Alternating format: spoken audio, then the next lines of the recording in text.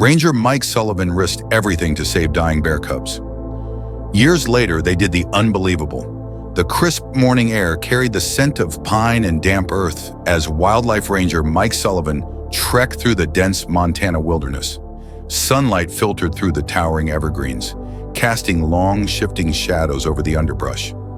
The forest was alive with the sounds of nature, the rustling of leaves, the distant call of a hawk, and the gentle trickle of a nearby stream. Mike had walked these trails for years, knowing every bend and every ridge. Yet today, something felt different.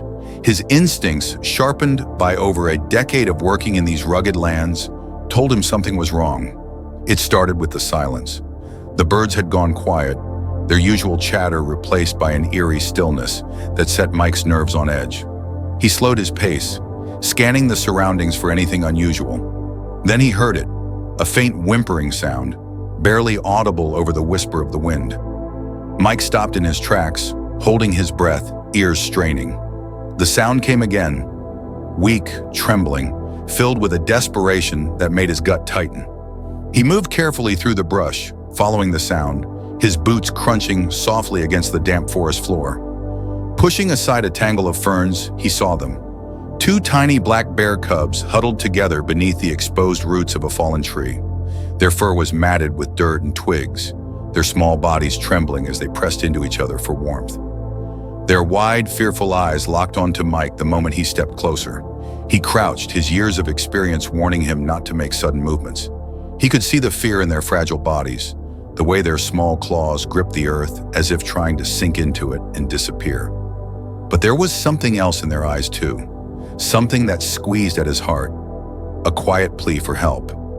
Mike's gaze flickered around the forest, searching for any sign of their mother. Black bear mothers were fiercely protective, never straying far from their young. Yet there was no rustling in the bushes, no warning huff, no telltale shift of movement signaling a mother bear watching from the shadows. The cubs were alone. Mike exhaled slowly, realizing what this meant. A mother wouldn't leave her cubs unless she couldn't come back. Poachers, a fatal accident, another predator. The possibilities churned through his mind, but none changed the brutal truth. These cubs had been orphaned, and without intervention, they wouldn't survive more than a few days. His training told him what had to be done. Cubs this young, barely a few months old, had little chance of survival without their mother's guidance. Protocol dictated that orphaned cubs should be reported, and in most cases, euthanized. Raising wild bears in captivity was frowned upon. Human intervention often led to dependency, and bears that grew too accustomed to people were doomed to either a caged existence or a bullet when they ventured too close to civilization. Mike had followed that rule before. He had seen other rangers make the same call, but as he crouched there, staring into the frightened eyes of the two cubs, he knew he couldn't do it. A memory surfaced, unbidden. Years ago, he had found another orphaned cub. He had followed protocol, made the call, and stood by as the little creature was taken away. The regret had never left him. He had spent his life protecting wildlife, yet in that moment, he had felt like a betrayer. That day had hardened him, made him vow to find another way if ever faced with the same choice again. Now staring at these two helpless creatures, that moment returned with full force. Mike sighed, rubbing a hand over his stubbled jaw. "All right," he murmured, more to himself than to the cubs. "Looks like it's just us now." He carefully removed his jacket, his movements slow and deliberate. The cubs flinched but didn't run. That was a bad sign. They were too weak, too exhausted to flee. Gently, he wrapped one cub in the thick fabric, cradling it against his chest before reaching for the second. It let out a soft, pitiful mewl but didn't resist. Holding them both, he could feel the slight rise and fall of their breaths against his body.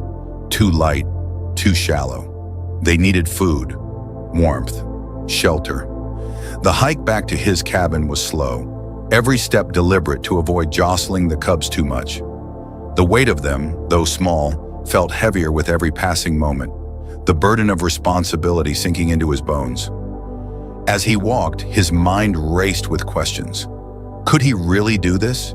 Could he raise them, teach them, prepare them for the wild without letting them become too dependent on him? Was this even possible? But beneath the doubt was something steadier, something that anchored him, resolve. He pushed the door open with his shoulder, stepping into the warmth of his small but sturdy home. The fireplace crackled faintly, the scent of burning wood mingling with the crisp air that clung to his clothes. He set the cubs down gently on a thick blanket, watching as they curled into each other instantly, their tiny bodies still trembling.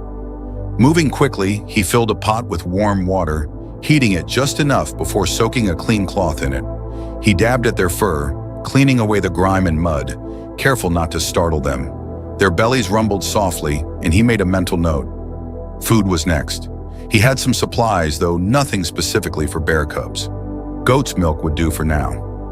As he moved through the small space, gathering what he needed, he felt their eyes on him. He glanced down. The bolder of the two, the slightly larger cub, was watching him, head tilted ever so slightly, studying him, trusting him. Mike exhaled, sinking onto the floor beside them. "Guess we need names, huh?" he mused, his voice low, gentle. He thought for a moment before nodding to himself. "Hope," he said, tapping the bolder cub's head lightly. "And you," he continued, turning to the smaller one, who was now dozing against its sibling. "Faith." The names felt right. Hope and faith. Two things they would all need in the months ahead. As night settled over the Montana wilderness, Mike sat beside the cubs, the weight of his decision pressing against his chest. He didn't know if he was making the right choice. He didn't know if this would work, but as the fire flickered, casting shadows along the walls, and the two tiny creatures nestled closer to each other, something inside him whispered that, for now, this was exactly where they were meant to be. The morning light seeped through the wooden slats of the cabin, casting golden streaks across the floor. The warmth of the fire had kept the chill at bay through the night, but Mike had barely slept. Every soft whimper from the cubs stirred him from his half-conscious state, his instincts unwilling to let his guard down. He had placed them in a wooden crate lined with blankets near the fire, making sure they were warm enough, but even in sleep, they trembled, their small bodies adjusting to a world without the comfort of their mother. Mike sat up with a groan, rubbing his hands over his face before glancing toward them. Hope was the first to stir, her tiny nose twitching as she lifted her head. Faith remained curled against her sibling, her breathing deep and slow. The sight pulled at something deep inside Mike, something he hadn't felt in years. A responsibility beyond duty, beyond instinct, something like fatherhood. Mike pushed himself to his feet, stretching the stiffness from his muscles before moving toward the small kitchenette. He needed to find a way to feed them. He had done enough research over the years to know that cubs this young wouldn't survive on solid food yet. Their mother's milk had been their lifeline, and now it was his responsibility to find a replacement. Rummaging through his supplies, he pulled out a carton of goat's milk, knowing it would have to do. He heated a small amount, testing the warmth on his wrist before pouring it into a shallow dish. Grabbing a small rag, he soaked it in the milk, then knelt beside the crate. Hope eyed him warily but did not back away. Mike held the damp rag close to her nose, letting the scent draw her in. Slowly, cautiously, she licked at it, first hesitantly, then with growing urgency. Encouraged, Mike brought it closer to her mouth, allowing her to suckle the moisture from the fabric. Faith, still groggy, stirred at the movement beside her and, after a moment, joined her sister, her tiny tongue flicking out as she latched onto the rag. Relief coursed through Mike as he watched them eat. It wasn't much, but it was enough for now. After they had their fill, Mike leaned back against the old wooden chair by the fireplace, watching the cubs with quiet contemplation. He knew this was just the beginning. They would need constant care, feeding every few hours, keeping them warm, helping them grow strong. But beyond their physical needs, there was a greater challenge ahead. He couldn't let them become too attached to him. That was the fine line he had to walk. If they relied too much on humans, they would never survive in the wild. If he pushed them away too soon, they wouldn't learn the skills they needed. It was a delicate balance, one he wasn't sure he knew how to maintain. As the day stretched on, he set to work making the cabin more accommodating for his unexpected guests. He reinforced the crate, giving them more space while ensuring they couldn't wander off.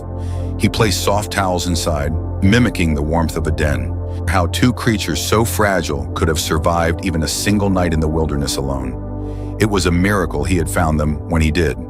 The first week was grueling. The cubs required feeding every few hours, even through the night. Their cries were soft but insistent, pulling Mike from sleep like a whispering alarm. He tried different methods, experimenting with baby bottles, adjusting the milk's consistency, but they seemed to prefer the soaked rag. By the third night, exhaustion weighed on him, but he never wavered. Each time he stumbled from bed, rubbing sleep from his eyes as he crouched beside them, he felt the quiet reassurance that he was doing the right thing. By the end of the week, their strength had noticeably improved. Hope, true to her name, was the more adventurous of the two. She was the first to attempt clumsy steps beyond the blanket's edge, her tiny paws unsteady but determined. Faith followed, more hesitant, but trusting that where her sister led, she could go too. Watching them, Mike felt a strange mix of pride and apprehension. He wanted them to grow strong, to learn to fend for themselves, but every small milestone also brought him closer to the inevitable moment when he would have to let them go. Outside, the Montana wilderness remained as harsh and untamed as ever. The early spring air was crisp, the last traces of winter still clinging stubbornly to the earth. The mountains stood tall in the distance, their snow-capped peaks untouched by time. It was beautiful, vast, and unforgiving. Mike knew that out there, beyond the safety of the cabin walls, predators lurked. Wolves, cougars, even other bears. The cubs would have to learn not only how to find food, but also how to avoid becoming food themselves. Determined, he began to introduce small lessons. He placed sticks and leaves in their crate, letting them explore textures, mimic the way they would dig and forage. He introduced them to water, setting out a shallow pan to encourage them to lap at it, reinforcing the instinct that would one day lead them to rivers and streams. He made soft growling sounds, imitating a mother bear's vocal cues, testing their responses. They were small steps, but necessary ones. On the 10th day, Mike carried them outside for the first time. The sun was bright, its warmth cutting through the lingering chill. He set them down carefully on a patch of soft earth just beyond the porch, watching their reactions. Hope, as expected, was the first to take a shaky step forward, her nose twitching as she took in the new scents. Faith hesitated, glancing back at Mike before following. They moved cautiously at first, their tiny bodies tense with uncertainty. Then, as if sensing no immediate danger, they relaxed, sniffing at the ground, pressing their paws into the dirt, discovering the world one hesitant step at a time. Mike knelt a few feet away, watching them closely. He knew he couldn't interfere too much. They needed to figure things out on their own.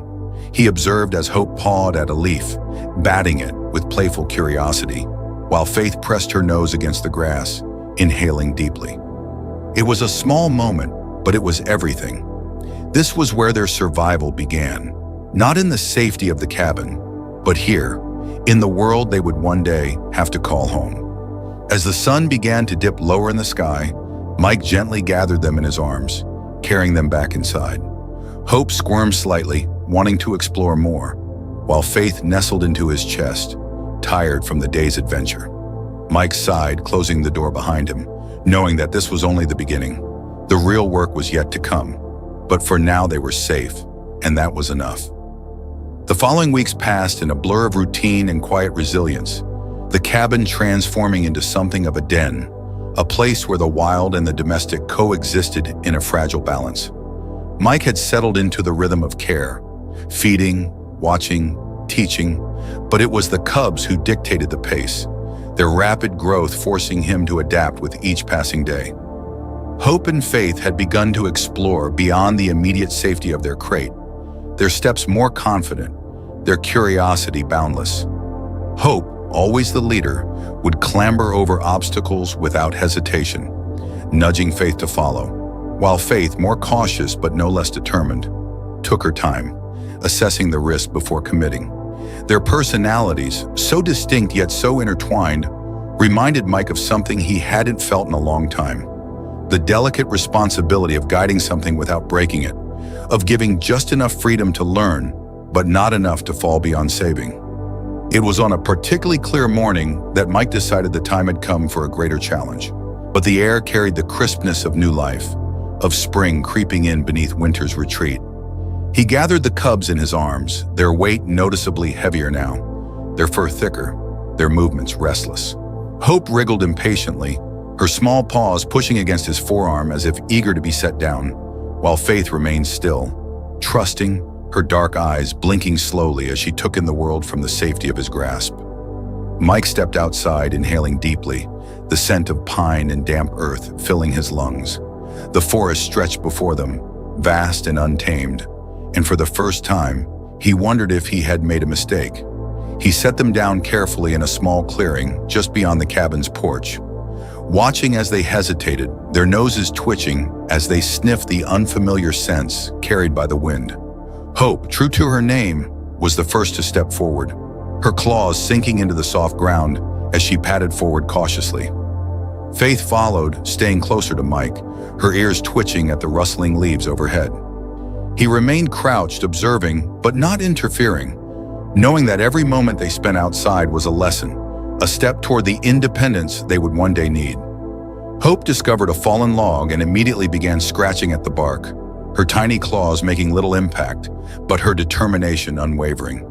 Faith, more reserved, pressed her nose to the earth, inhaling deeply, absorbing the scents of creatures that had passed through before them. Deer, rabbits, something wilder, older. Mike's heart ached with something he couldn't quite name as he watched them. He had seen bear cubs in the wild before, clinging to their mothers as they learned the ways of the forest, their survival depending on instincts sharpened by generations. But these cubs had only him. Their mother had been taken before she could teach them the lessons they needed, and now that responsibility rested on his shoulders. He ran a hand over his stubbled jaw, exhaling slowly. Was he doing the right thing? Was this enough? A sharp chirping sound pulled him from his thoughts.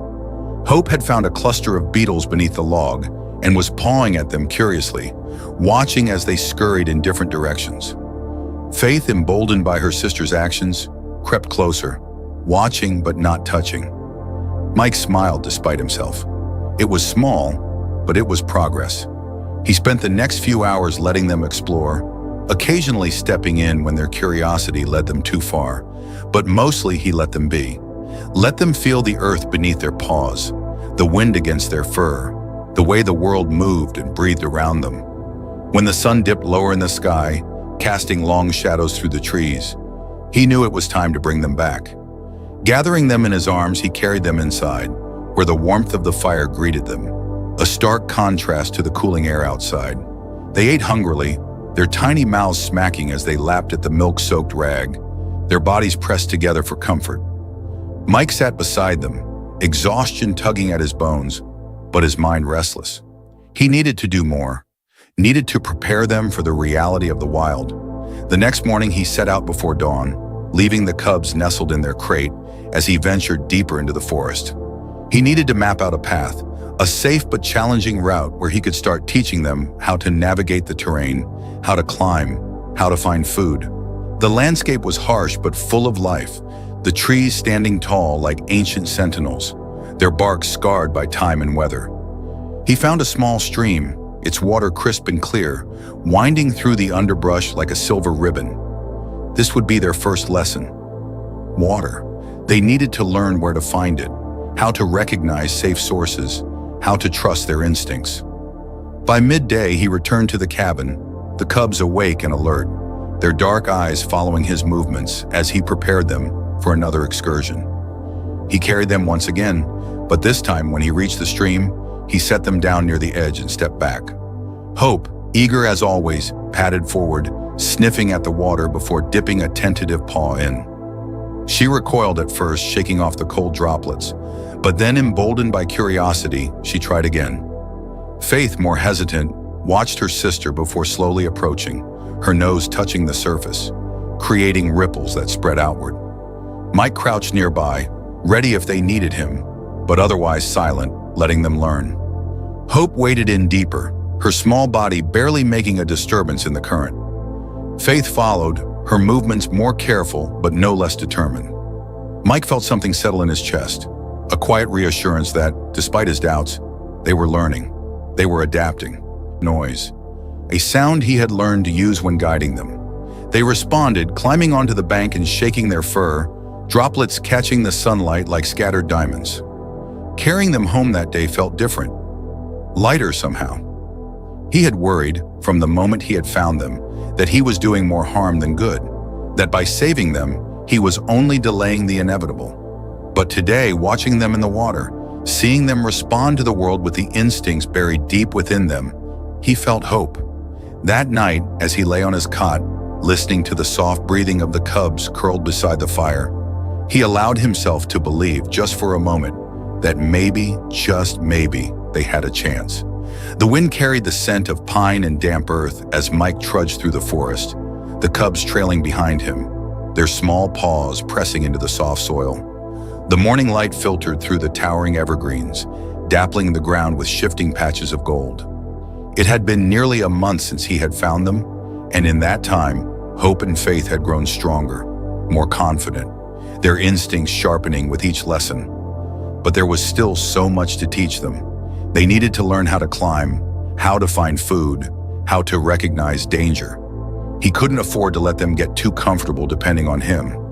The time for gentleness was coming to an end. Today would be harder. Today he would push them. He led them deeper into the forest than ever before, past the familiar stream where they had first learned to drink, past the open meadow where they had spent hours playfully wrestling in the grass. The trees thickened here, their roots twisting over rocks, their trunks stretching impossibly high. It was the perfect place to introduce them to climbing. Mike stopped near an old tree with low, sturdy branches, turning to see the cubs sniffing the air, their small noses twitching as they took in the unfamiliar scents.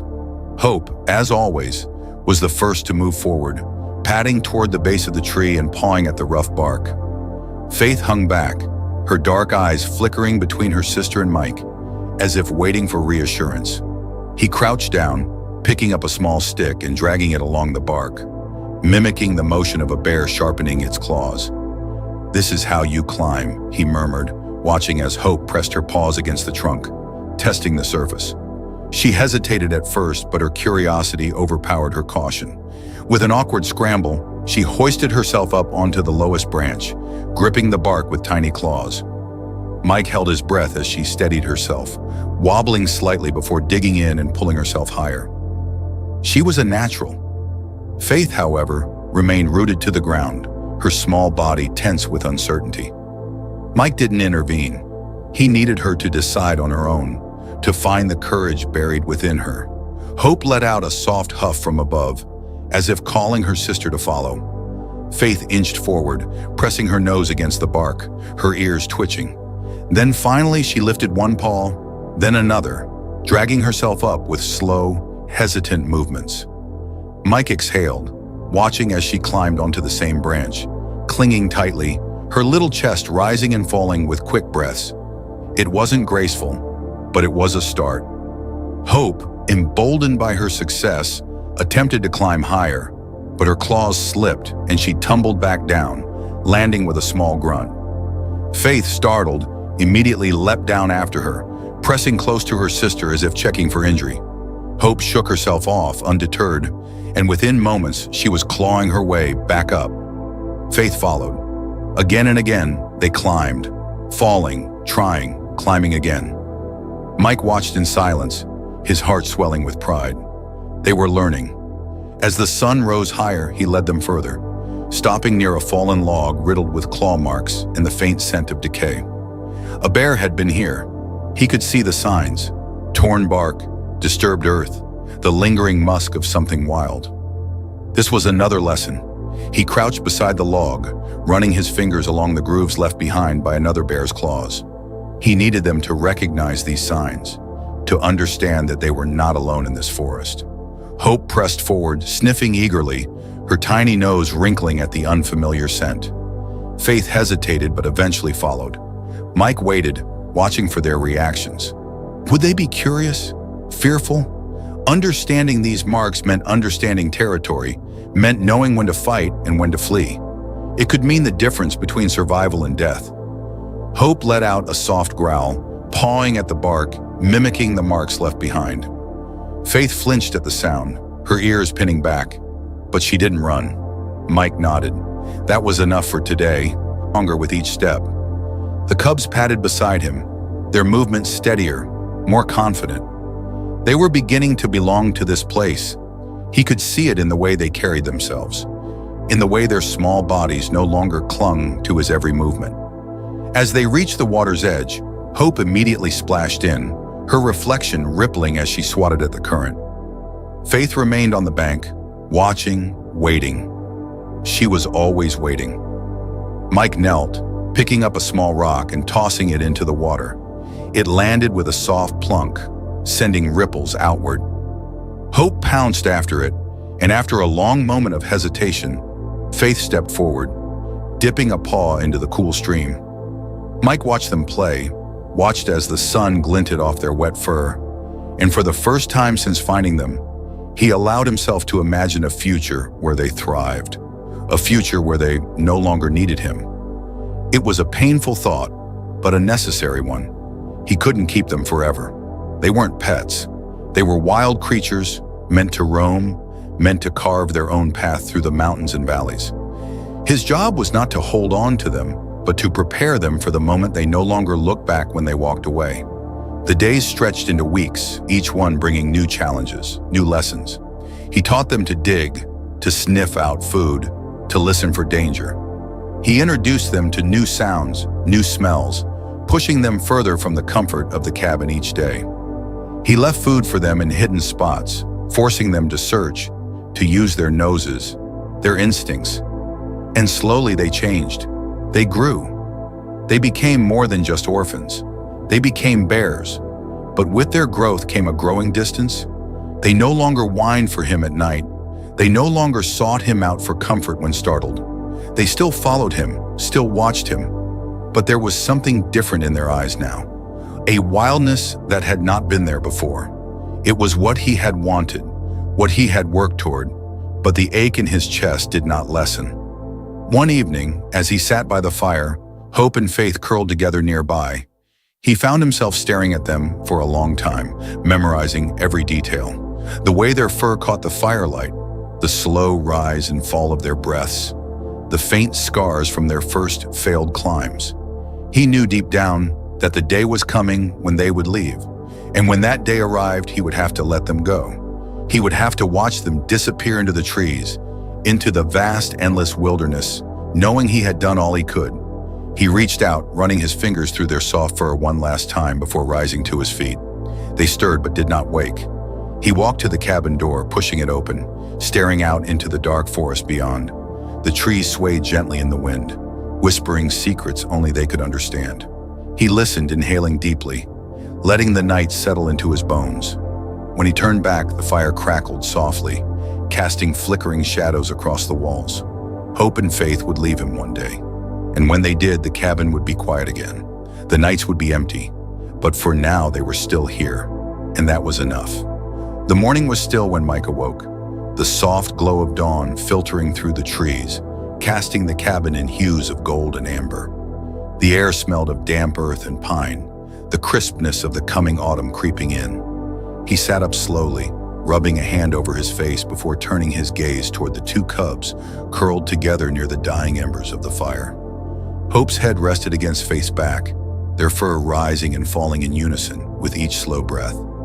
They were bigger now, stronger, their bodies no longer the fragile bundles he had first carried into this cabin months ago. They had grown into themselves, into something more than just orphans.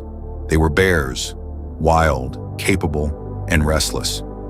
He had known this day was coming, had seen the signs in the way they moved, in the way their eyes lingered on the forest beyond the clearing, in the way their once clumsy steps had become sure, instinct-driven. They no longer needed him the way they once had. It was time, but the weight in his chest, the quiet ache he had ignored for weeks, told him this would not be easy. He stood, stretching out the stiffness from his limbs, before moving to the stove to prepare one last meal for them. Goat's milk was no longer enough. They needed real food now, things they would find on their own once they were out there. He set out fresh fish, the scent immediately pulling Hope from her slumber. She lifted her head, her nose twitching, then stretched, her claws flexing into the wooden floor before she padded over to him. Faith followed a moment later, yawning, shaking the sleep from her body. Faith waited before following, the silent understanding between them. He wanted to hold on to this moment, to freeze time just a little longer, but the truth sat heavy in his chest. Holding on was not an option. They were not his to keep. He had given them what he could, but the wild called to them now. They had to answer. When they had finished, he stepped outside, the cool morning air biting at his skin. The forest stretched before him, vast and waiting. He had chosen a spot miles from the cabin, a place where they would have what they needed: water, food, shelter.